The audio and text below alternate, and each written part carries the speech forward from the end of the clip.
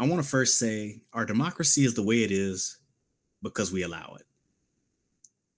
The elite basically run the show because we allow them to.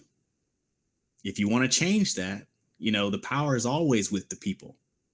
Every time. That's not going to change. But so many of us consent to the way the system is, and then they marginalize the people that are not consenting to the way the system is, and we kind of get stuck. And then when we finally, a majority of us agree that the system is bad and we need to change it, then they misdirect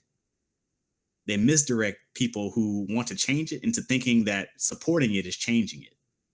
Voting for it is somehow going to lead to some sort of systemic change, or maybe the systemic change doesn't come from the vote.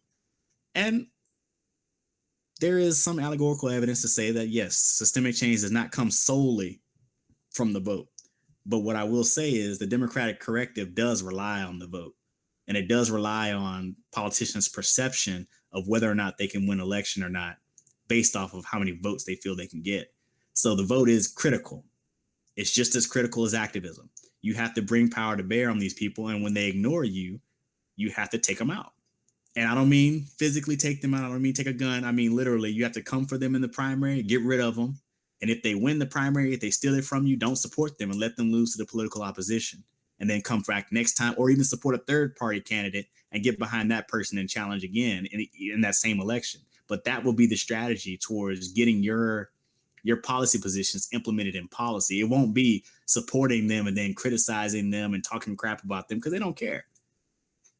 We've seen that this last 5 or so years that people have been protesting a lot of stuff. You had Black Lives Matter protesting.